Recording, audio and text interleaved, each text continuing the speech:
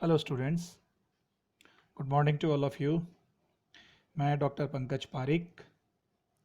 Students, जैसा कि आपको पता है, हम फाइनेंशियल मैनेजमेंट में मैनेजमेंट ऑफ इन्वेंट्री का टॉपिक पढ़ रहे हैं। इसमें हमने material levels, economic order, quantity और टोटल कॉस्ट, ये तीनों चीज़ें पढ़ी और इनसे जुड़े हुए जितने भी न्यूमेरिकल क्वेश्चंस थे वो लगभग हमने निकाल लिए हैं। इसी चैप्टर में इन्वेंट्री के रेशोज से संबंधित एक छोटा सा हेडिंग और है जो आज हम पढ़ेंगे।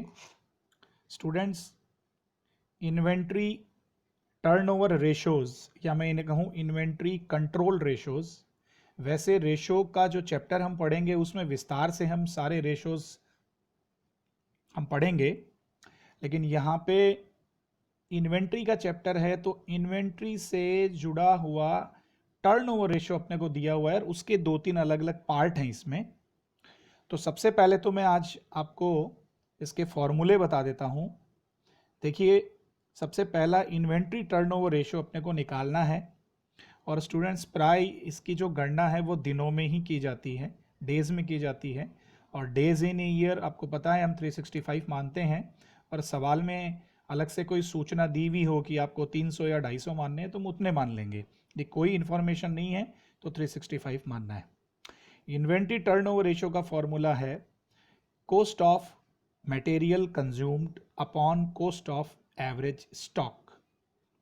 यहाँ पे दो चीज़ें आई, एक मटेरियल कंज्यूम्ड आया और एक एवरेज स्टॉक आया। तो आप देखिए नीचे मैंने लिखा है कि जो मटेरियल कंज्यूम्ड है ये आपको वैसे सवाल में दिया हुआ आएगा, यदि दिया हुआ नहीं आता है तो हमें निकालना पड़ेगा। निकालेंगे कैसे?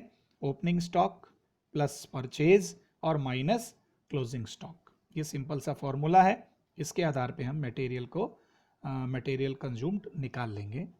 उसके बाद एवरेज स्टॉक है, तो एवरेज स्टॉक के लिए हमें opening stock plus closing stock upon 2/2, तो हमारा एवरेज स्टॉक आ जाएगा। अब देखिए, इसी रेशो को यदि हमको डेज में निकालना है तो हम इसमें दो फॉर्मूले काम में ले सकते हैं।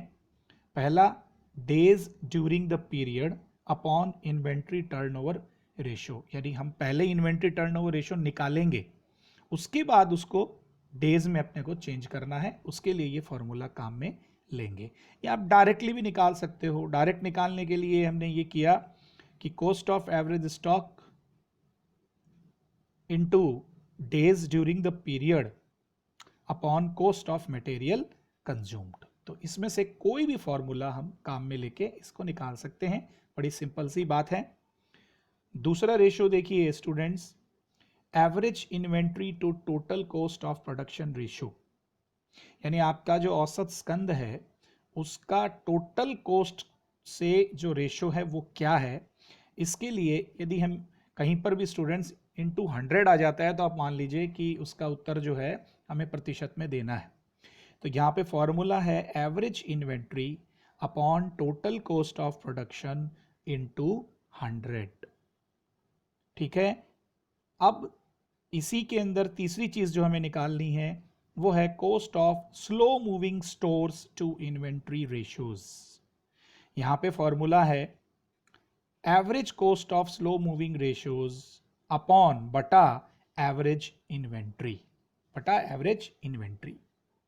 उसके बाद चौथा और लास्ट हमारा जो निकालना है वो इन्वेंट्री परफॉर्मेंस इंडेक्स निकालना है, यानी स्कंद की जो परफॉर्मेंस है, उसकी प्रगति है, उसका सूचकांक निकालना है। तो जो हमने ऊपर निकाला पहले उसको काम में ले लेंगे कि actual material turn over ratio, ये जो TO दिया हुआ है इसका मतलब टर्न ओवर रेशो है, upon standard material turn over ratio into 100 गुणा 100। और वैसे स्टूडेंट ये जो चीज़ मैंने आपको बताई स्लो मूविंग रेशियोज वाली, ये इसकी सूचना आपको सवाल में दी हुई आएगी। इसकी सूचना आपको दी हुई आएगी। केवल दो सूचना ऐसी हो सकती है जो आपको दी हुई नहीं आए, एक तो एवरेज स्टॉक और एक मटेरियल कंजम्पशन। तो मटेरियल कंजम्पशन तो हम जो अभी मैंने आपको फॉर्मूला बताया, opening stock plus purchase minus closing stock इससे निकाल लेंगे। कभी कभी डायरेक्ट एक्सपेंसेस यदि अपने को अलग से दिए हुए हैं तो हम opening stock plus purchase plus direct expenses भी उसमें ऐड कर देंगे। और एवरेज स्टॉक, अब तक आप रॉ मटेरियल में सब में एवरेज निकालते आए हैं, तो opening stock plus closing stock बटा 2। तो स्टूडेंट्स ये छोटा सा टॉपिक है मैनेजमेंट ऑफ इन्वेंट्री का।